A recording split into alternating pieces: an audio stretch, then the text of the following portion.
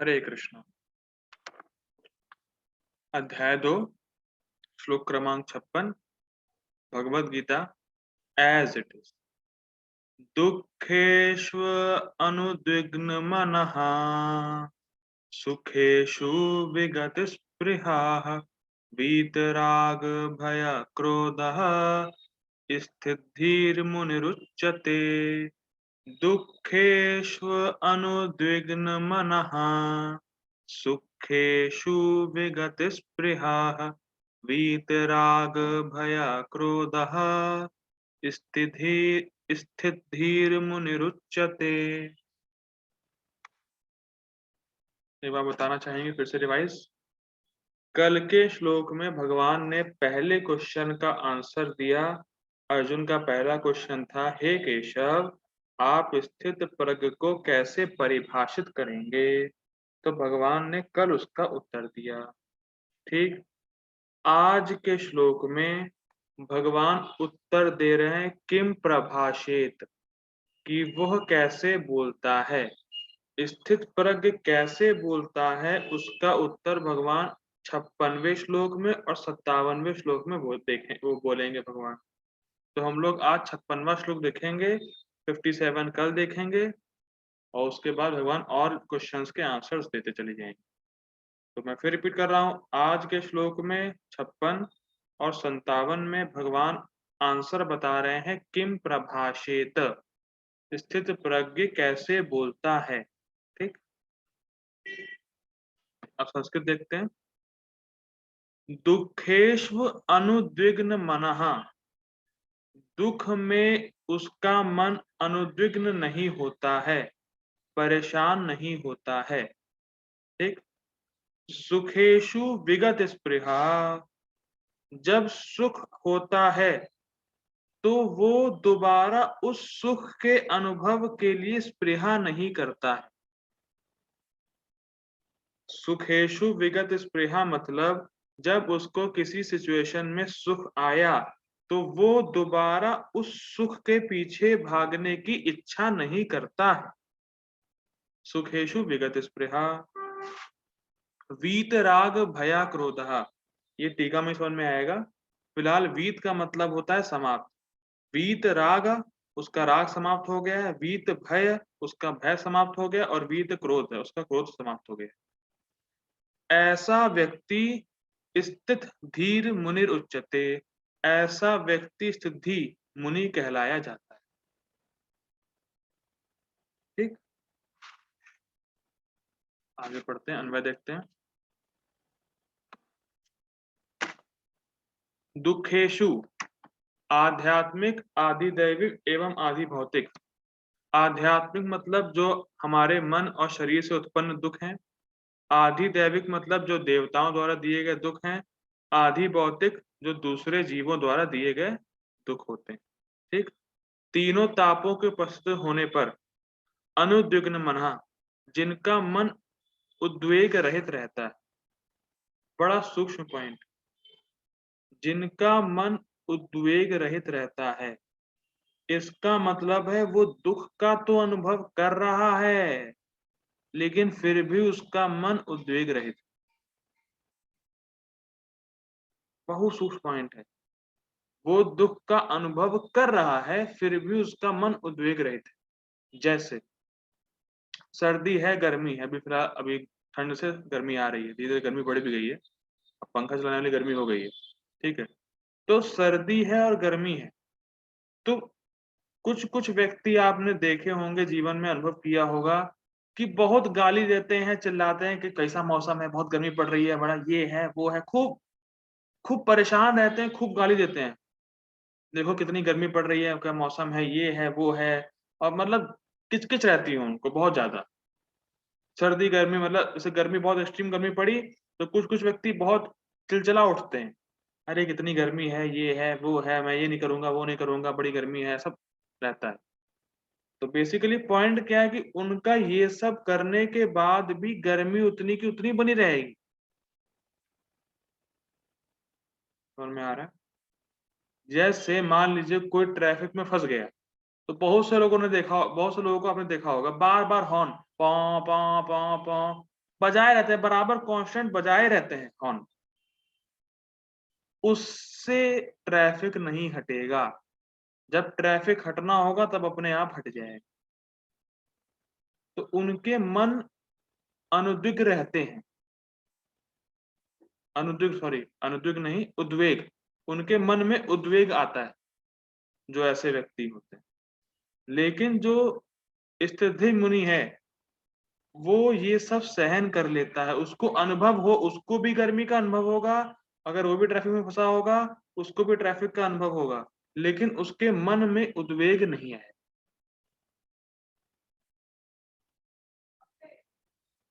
ठीक है, अनुभव कर रहा है, उद्वेग नहीं हो रहा है।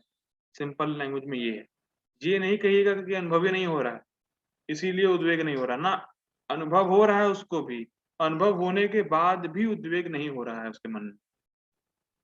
ठीक। सुखेशु, सुख के उपस्थित होने पर विगत स्पृहा, स्पृहा मतलब होता है इच्छा, तो विगत स्पृहा, स्पृहाहीन रहता है। वीत राग भया क्रोधा, राग भय क्रोध से रहित मुनि, ऐसे मुनि स्थिति स्थित प्रज्ञ उच्चते कहलाते हैं। ठीक है, सिंपल है। पढ़ते हैं अनुवाद। Translation by his divine grace A C Bhaktivedanta Swami Srila Prabhupada की जय। मेरा मन उदय हो रहा है।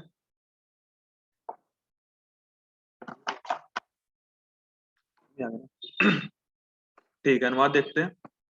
जो त्रय तापों के होने पर भी मन में विचलित नहीं होता अथवा सुख में प्रसन्न नहीं होता और जो आसक्ति भय तथा क्रोध से मुक्त है वह स्थिर मन वाला मुनि कहलाता है। ठीक है, सिंपल है। गीता भूषण टीका देखते हैं।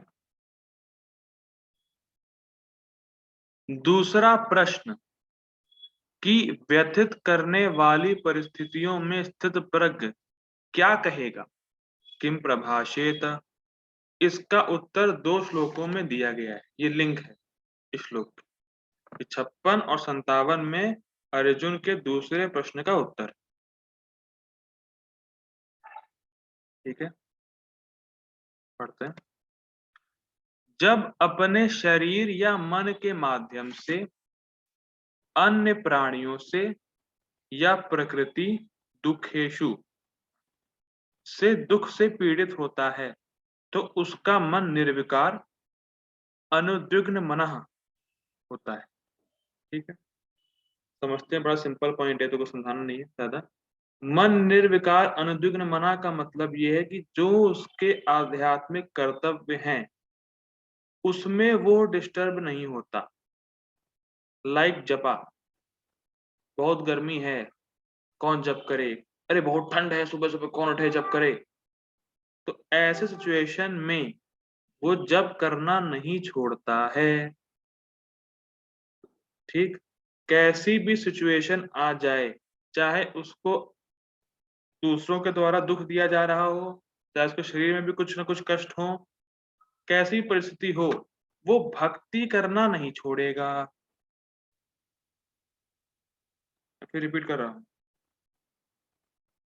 अगर किसी को बहुत शरीर में तकलीफ है और वो जप नहीं कर सकता है तो इसका मतलब ये नहीं कि उसको जप करने की इच्छा नहीं। बड़ा सूक्ष्म पॉइंट है। हो सकता है कि कोई दिक्कत हो वो जप ना कर पा रहा हो, तो आप ये नहीं कह सकते कि देखो देखो परिस्थिति के चक्कर में पड़ के जब करना चाहता नहीं। बड़ा सूक्ष्म पॉइंट है, मन का है ना, मन में उसकी जब करने की इच्छा है लेकिन बहुत ज्यादा कष्ट है, इनकेपेबल है वो, तो नहीं कर पा रहा है। ये नहीं कि अरे आज तो बहुत ठंड है जब करने की इच्छा ही नहीं है, जब अरे जब छोड़ो यार जब नहीं करेंगे, ऐसा नहीं है। कोई भी परिस्थिति हो वो अपने आध्यात्मिक कर्तव्य कृष्ण की भक्ति करना नहीं छोड़ता है, चाहे तीनों ताप में कुछ भी उसको मिले, आध्यात्मिक आधि भौतिक आधि दैविक, उसमें अगर उसको कष्ट मिल भी रहा है तो भी वो कृष्ण की भक्ति करना नहीं छोड़ता और कृष्ण की भक्ति करने की इच्छा नहीं छोड़ता। दोनों पॉइंट। ठीक है, आगे बढ़ते हैं। आंतरिक, ये बड़ा, अब बड़ा इंटरेस्टिंग है। अब ये क्वेश्चन है, अब क्वेश्चन का प्रॉपर आंसर है कैसे बोलता है। ठीक है, आंतरिक रूप से वे कहते हैं, या यदि दूसरों के द्वारा इसके बारे में पूछे जाने पर वे बाह्य रूप से कहते हैं, यह दुख मेरा प्रारब्ध कर्म है जो मुझे अनिवार्य रूप से अनुभव होना चाहिए। समझ में आ रहा है? कोई परेशानी आई तो हम लोगों ने देखा था ना कि स्नेह हो, घृणा हो, निंदा हो या निंदा हो या सराहना हो, तो उसमें वो कैसे बोलेगा, बाहर से और अंदर से। तो अंदर से और बाहर से वो ये बोलेगा अगर कोई दुख आया तो, कि ये तो मेरे प्रारब्ध कर्म का फल है, ये तो मुझे अनिवार्य है झेलना, ये अनुभव करना। ठीक है, उसका मन बोल रहा है कि ये तो मेरा प्रारब्ध कर्म है, मतलब ये मेरा ही किया धरा है। समझ में आ रहा है? ये तो मेरा ही किया हुआ मुझे मिल रहा है, तो मुझे भोगना ही पड़ेगा। जैसे बहुत अच्छा एग्जांपल, कि मेरी जीभ दांतों के बीच में आ गई तो गलती किसकी? मेरी। तो मुझे ये नहीं होगा कि दर्द, मुझे ये, आप ये नहीं कह सकते कि मुझे दर्द का अनुभव नहीं होगा। आप ये नहीं कह सकते कि मुझे दर्द नहीं होगा, दर्द होगा, लेकिन फिर भी मेरा मन किसी और को दोष नहीं देगा। समझ में आ रहा प्रभु है जी, नहीं आ रहा? भौतिक जगत में लोग कहते हैं कि किसी ने मुझे बददुआ दे दी इसलिए जीभ कट गई। तो वो सब अलग खेल है, वो सब अनाड़ी या वो सब अज्ञानी लोगों की बातें। यहाँ पे सिद्धांत चर्चा हो रहा है। यहाँ पे आप उनको ला सकती हैं, जो भी ऐसा बोलता हो, मैं उसको ठीक कर दूंगा। ठीक है ना? तो पॉइंट क्या है कि अगर मेरी जीभ दांतों के बीच में आ गई तो गलती मेरी ही है, और मेरे दुख का अनुभव होगा मुझे, लेकिन मेरा मन किसी और को ब्लेम नहीं करेगा, क्योंकि मुझे पता है कि मेरी गलती की वजह से होगा। तो मन किसी और को दोष नहीं देगा, तो इसीलिए उसका मन उद्वेग रहित रहेगा।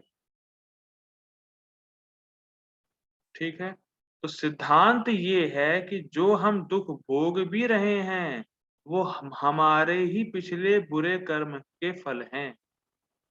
वो पार्सल जो हमें मिल रहा है दुख का, वो हम ही ने ऑर्डर किया था पहले,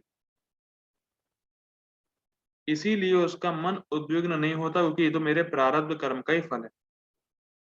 तो इसीलिए वो इसको टॉलरेट करके अपना आध्यात्मिक कर्तव्य करता रहता है। ठीक है, उसका मन उद्विग्न नहीं होता, क्योंकि उसको पता है कि ये तो मैंने ही पाप किए थे, उसी का फल मुझे मिल रहा है, और ये अनिवार्य है कि मिलेगा।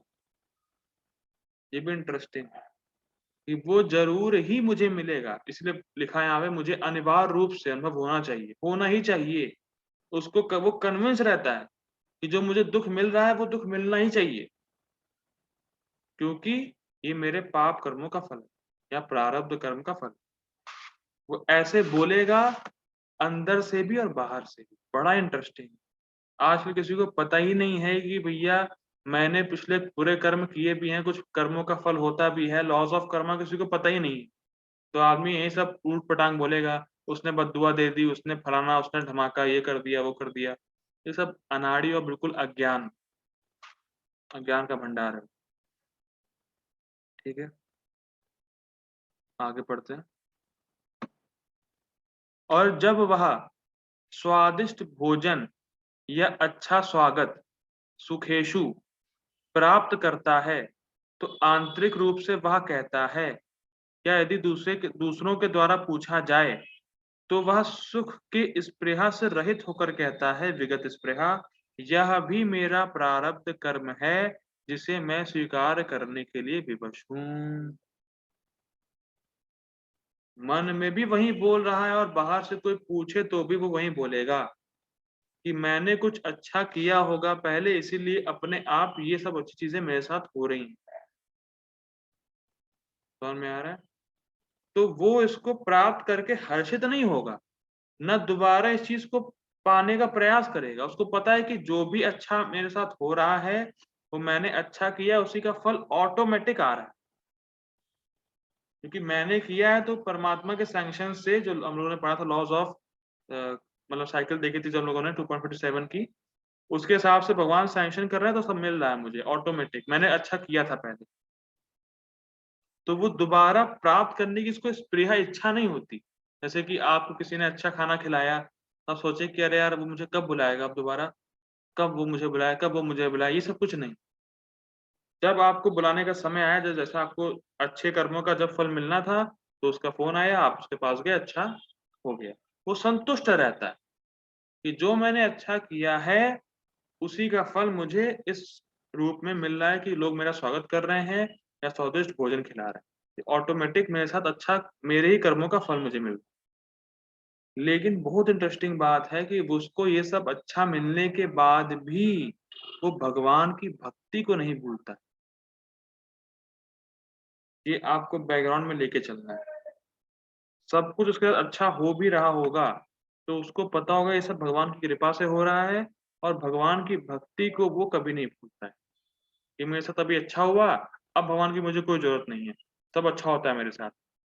मैं नाम नहीं लेना चाहूँगा, एक रिश्तेदार थे मेरे, तो वो कह रहे थे कि अरे सब कुछ अच्छा होता है मेरे साथ, भगवान की ज़रूरत ही नहीं है, सब अच्छा होता है मेरे साथ। और अगले ही दिन उनके हस्बैंड का एक्सीडेंट हो गया, उनके उसके अगले ही दिन बोलने के बाद। प्रत्यक्ष अनुभव है मेरा, रिश्तेदार ही है मेरे, तो उन्होंने कहा कि सब कुछ अच्छा होता है, भगवान की ज़रूरत नहीं है। बस उसके अगले दिन ही उनके पति का एक्सीडेंट हो गया, उनका हाथ फ्रैक्चर हो गया। तो ये सब अज्ञान है। वो समझ नहीं पा रहे कि जो उन्होंने पहले किया है उसी का फल उनको मिल रहा है, भगवान दे ही रहे हैं उनके कर्मों का फल, क्योंकि उन्होंने वो किया है और कर्मों का फल मिलना अवश्यम्भावी है। ठीक है ना? ये पॉइंट। आगे बढ़ते हैं। जब वह उन चीज़ों को प्राप्त करता है, तो हर्ष प्रदर्शित नहीं करता, क्योंकि वो जानता है कि ये मेरे कर्मों का ही फल है। ठीक है? अब बड़ा इंटरेस्टिंग है। अब वीतराग, वीत भय, वीत क्रोध बड़ा इंटरेस्टिंग समझाते हैं बलदेव विद्याभूषण जी। वह कमनीय वस्तुओं से प्रीति शून्य होता है। वीतराग मतलब जो भोग की वस्तुएं हैं, उनकी इच्छा से, मतलब उनकी इच्छा, जो जो भोग वस्तुएं हैं उनकी इच्छाओं से वो रहित रहता है कि ये कार मिल जाए, ये बाइक मिल जाए, ये मोबाइल मिल जाए, ऐसा मिल जाए, वैसा मिल जाए, ये हो जाए, वो हो जाए। जो भोग की वस्तुएं हैं उनकी इच्छा से वो रहित रहता है, क्योंकि वो जानता है कि ये सब आत्मा को टच नहीं कर सकती हैं, सब मनोगता, ये सब मन की फैक्ट्री से उठने वाले प्रोडक्ट्स हैं। तो इसीलिए जो भोग की वस्तुओं के प्रति जो इसकी इच्छा या स्पृहा रहती है, उससे वो व्यक्ति रहित रहता है, क्योंकि वो जानता है कि ये सब चीजें आत्मा को संतुष्ट करने में असफल हैं। ठीक है? अब वीत भय तो बड़ा इंटरेस्टिंग। जब वस्तुओं को उससे छीन लिया जाता है, तो वह यह नहीं कहता है कि तुम तथाकथित धार्मिक लोग मुझ जैसे दुर्बल व्यक्ति की वस्तुएं चोरी कर रहे हो। बड़ा इंटरेस्टिंग है। मतलब क्या है कि उसकी वस्तुओं से राग है, मतलब उसको वस्तुओं के प्रति, यहाँ पे वीतराग का नहीं, यहाँ पे ये बात हो रही है वीत भय को समझाने के लिए कि मान लीजिए किसी व्यक्ति को अपनी भोग वस्तुओं के प्रति राग है। अब क्या है कि वो उसको बचाने में अगर असमर्थ है, तो वो क्या कहता है कि देखो देखो तुमने मुझसे छीनी है, ये वस्तु ये मेरी है। वो उसको बचाने में समर्थ नहीं है, तो इसीलिए उसको भय होता है कि कोई मुझसे छीन ना ले। और जब छीन लिया गया, तो वो ऐसा कहता है कि तुमने मेरी वस्तुओं को छीना, मैं तो दुर्बल हूँ, मैं उसको बचाने में असमर्थ था, तो तुम लोग तथाकथित धार्मिक लोग सो कॉल्ड धार्मिक लोग तो मेरी वस्तुओं को छीन रहे। समझ में आ रहा है कि कठिन हो रहा है समझ में? फिर रिपीट करता हूँ। वीत भय का मतलब, इसको और स्पष्ट करेंगे बलदेव विद्याभूषण टीका में आके, मैं फिर रिपीट कर देता हूँ। किसी व्यक्ति को भोग वस्तुओं से राग है, वो बड़ा आसक्त है उसमें, ठीक, लेकिन अगर वो उस वस्तुओं को बचाने में असमर्थ है तभी उसको भय होगा कि भाई मुझसे कोई छीन ना ले ये वस्तु, तभी तो भय होता है भाई। भाई आप बचाने में, जैसे मान लीजिए आप जंगल में जा रहे हैं, बहुत धन है आपके पास, 4 चोर आ गए, अब बचाने में असमर्थ है तो आपको भय होगा, अरे कोई छीन ना ले, क्योंकि आप असमर्थ हैं बचाने में। तो वैसे ही जिस व्यक्ति को भोग वस्तुओं से बहुत बहुत राग है, बहुत आसक्त है उससे, अगर वो उसको बचाने में असमर्थ है तो उसको भय होगा, ठीक।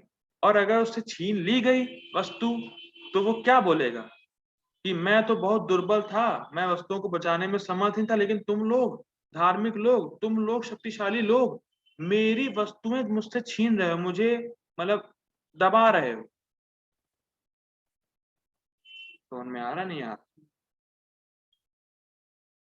तो वो बहुत दैन्य, मतलब बहुत ही दुर्गम स्थिति में हो जाएगा वो व्यक्ति कि भाई वो बचाने में असमर्थ था, लेकिन जो शक्तिशाली लोग हैं उन उसके रिस्पेक्ट में उसने उससे छीन ली वस्तुएं, तो क्या कहेगा कि तुम लोग इतने शक्तिशाली, कितने धार्मिक लोग मुझसे मेरी वस्तुएं छीन रहे हो, क्योंकि मैं तो समर्थ था ही नहीं इसको बचाने में, मैं तो कमजोर व्यक्ति था, तो आप कमजोर व्यक्ति से उसकी वस्तुएं छीन रहे हो, ऐसा वो बोलेगा। मान लीजिए कोई आदमी, मान लीजिए 50 किलो का है, आप उससे 120 किलो की बोरी उठवाएं, वो असमर्थ है, लेकिन फिर भी वो क्या कहेगा कि तुम मुझसे उठवा रहे हो, मुझे से कमजोर व्यक्ति से तुम उठवा रहे हो ये। तो ऐसा वो नहीं बोलता है जिसको भय नहीं। समझ में आ रहा है नहीं आ रहा है? जिसको भय नहीं है वो ऐसा नहीं बोलता, क्योंकि वो जानता है कि वस्तु मेरी है ही नहीं ना, मैं क्या लेके आया था, कुछ नहीं लेके आया था, और क्या लेके जाऊंगा, कुछ नहीं लेके जाऊंगा। तो इसीलिए वो वस्तुओं के छिन जाने से भय नहीं करता। समझ में आया नहीं आया? किसको नहीं आया? किसको आ गया? आ गया प्रभु जी। ठीक है, ओके, आगे बढ़ते हैं। अब वीत क्रोध को समझा रहे हैं। जब वस्तुएं चोरी की जाती हैं तो वह इस प्रकार से नहीं कहता है कि तुम दुर्बल लोग मुझ सबल व्यक्ति की वस्तु कैसे चोरी कर सकते हो। इसमें जस्ट उल्टा हो गया है। समझ में आ रहा है? वो इस प्रकार से नहीं कहता है कि तुम दुर्बल लोग मुझ सबल व्यक्ति की वस्तु कैसे चोरी कर सकते हो। तो इस प्रकार वह क्रोध शून्य होता है। मान लीजिए कोई बड़ा शक्तिशाली है, ठीक है, और किसी किसी क्या कहते हैं कमजोर ने उसकी वस्तु वस्तु छीन ली, तो वो अब क्या कहता है कि तुम कमजोर होके मेरी वस्तु छीन ली तुमने, तो अब वो क्रोध दिखाता है। समझ में आ रहा है? क्रोध उसको तब आएगा कि जब वो सक्षम है वस्तुओं को बचाने में, लेकिन फिर भी उससे कोई कमजोर व्यक्ति उसकी वस्तु छीन ले, तो वो क्या कहेगा, तुमने छीनी मेरी वस्तु, मैं तुम्हें दिखाता हूं अभी। समझ में आ रहा है नहीं आ रहा है? यहाँ पे जस्ट उल्टा है, ये भय और क्रोध का बिल्कुल उल्टा है। भय में वो सक्षम नहीं है अपनी वस्तुओं को बचाने में, लेकिन यहाँ पे एक व्यक्ति सक्षम है वस्तु को बचाने में, लेकिन उससे कमजोर व्यक्ति ने उसकी वस्तु छीन ली, तो वो क्रोध करता है, तुमने छीन ली मेरी वस्तु, तुम कैसे छीन सकते हो मेरी वस्तु, मैं तुम्हें दिखाता हूं अभी। तो क्रोध आएगा उसको। तो ऐसे वचन भी स्थित प्रज्ञ नहीं बोलता है।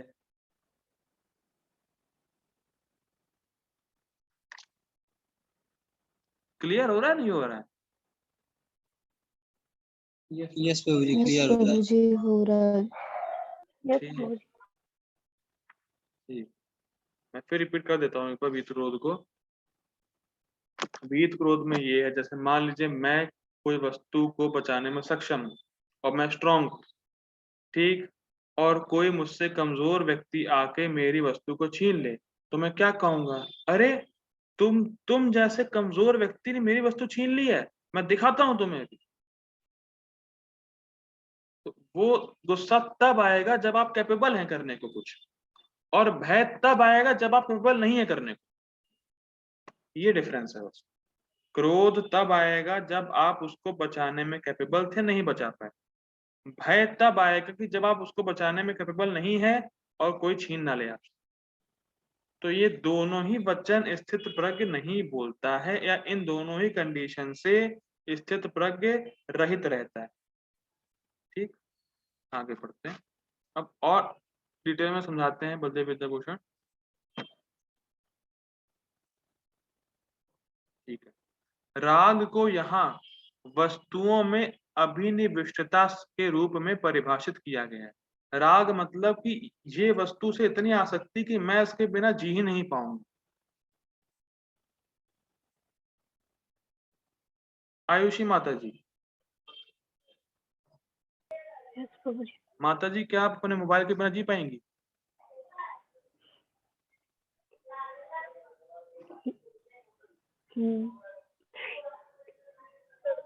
हाँ जी लेंगे। टाइम लगा इसका मतलब राग है। हरी बोल। ठीक है, वैसे ही मान लीजिए किसी भी यस। वस्तु से उसको इतनी अब आसक्ति है कि उसके बिना वो जी नहीं सकता है, उसको डाउट होगा कि मैं जी लूंगा उसके बिना। यही बात है, ठीक है ना। तो राग का मतलब ये है। और बड़ा ही सूक्ष्म पॉइंट ये है कि जब राग नहीं रहेगा तो ना भय आएगा ना क्रोध आएगा। इसीलिए भगवान बोले वीत राग भया क्रोध। क्योंकि अगर राग है तो ही आप उसको बचाने के चक्कर में रहेंगे और भय होगा, और राग होगा तभी आप, अगर आपसे छीन लेगी वो वस्तु तो आप क्रोध करेंगे। तो राग इज द रूट कॉज। अगर राग नहीं होगा ना तो ना भय आएगा ना क्रोध आएगा। तो इसीलिए जो स्थित प्रज्ञ व्यक्ति है वो राग से ही शून्य होता है, तो भय और क्रोध आने की सवाल ही नहीं है उसको। ठीक है। तो राग का मतलब कि उस वस्तु के बिना मैं जी नहीं पाऊंगा, इतनी आसक्ति है उसको। भय यहाँ परिभाषित किया गया है जब व्यक्ति उन प्रिय वस्तुओं को दूर ले जाए जाने को रोकने में खुद को असहाय समझ रहा है। ये मैंने एक्सप्लेन कर दिया। ठीक। क्रोध का अर्थ है कि उन प्रिय वस्तुओं को दूर ले जाया गया है परंतु उसको लगता है कि वह उनका बचाव करने में सक्षम है। बता दिया। ठीक है। ऐसा मुनि जो आत्मचिंतन में मग्न है स्थित धी या स्थित प्रज्ञ कहलाता है। ये बड़ा ही सूक्ष्म पॉइंट है और बड़ा समझने वाला पॉइंट है। स्थित धी मुनि का जो चित्त है वो हमेशा भगवान में या आत्मचिंतन में लगा हुआ है, इसीलिए वो इन सारी चीजों से रहित है। मैं बहुत फिर रिपीट करता हूँ। स्थित प्रज्ञ का जो चित्त है वो भगवान में और आत्मचिंतन में लगा हुआ है, इसीलिए वो इन सारे दुर्गुण से मुक्त है, या इन सारे दुर्गुण से ऊपर उठा हुआ है। समझ में आ रहा है? क्योंकि अगर जिसका मन भोगों में जाएगा वो ये सब सोच ही नहीं सकता। जो क्वालिटीज की बात हम लोग कर रहे हैं, अगर किसी का मन भोगों में ही लगा है तो उसमें ये सब क्वालिटीज है भी नहीं, और वो इन सारी क्वालिटीज के बारे में कभी सोच भी नहीं सकता है। लेकिन जो स्थित प्रज्ञ है, क्योंकि वो बार बार अपने मन को भगवान में लगाए रखता है, इसीलिए वो इन सब चीजों से ऊपर उठा रहता है। ये पॉइंट, ये चीजें बार बार आएंगी कि मन को भगवान में लगाए रखता है, मन को भगवान में लगाए रखता है, और अपने चित्त को भगवान में लगाए रहता है। इसी वजह से वो इन सबसे ऊपर उठ पाए। ठीक है, बड़ा इंटरेस्टिंग। यह व्यक्ति, स्थित प्रज्ञ व्यक्ति, आंतरिक रूप से स्वयं को या दूसरों को मौखिक रूप से बिना दुख या स्पृहा के अपना अनुभव कहता है। यह दूसरे प्रश्न का उत्तर है, वह कैसे बोल। मतलब उसको दुख और स्पृहा नहीं होती किसी भी चीज की, जैसा वो आंतरिक रूप में स्वयं को बोल रहा है, वैसा ही वो दूसरों को बाहर बोलता है। No duality. यहाँ तो हमने बोला, अरे आप क्या आदमी हैं, कितने अच्छे आदमी हैं, मन ही मन। हाँ, देश के जैसा मूर्ख आदमी तो है ही नहीं कोई, है। डुअलिटी, खेल। बाहर बाहर वैसी फीलिंग है कि आप जैसा आदमी तो है ही नहीं कोई, कितने महान है। अंदर, हाँ, इसके जैसा आदमी कोई मूर्ख है ही नहीं। अरे, डुअलिटी। लेकिन वो जो स्थितप्रज्ञ है, वो जैसा बाहर बोलता है वैसा ही मन में अंदर बोलता है। ठीक है, ये दूसरे प्रश्न का उत्तर है, वह कैसे बोलता है, किम प्रभाषेत।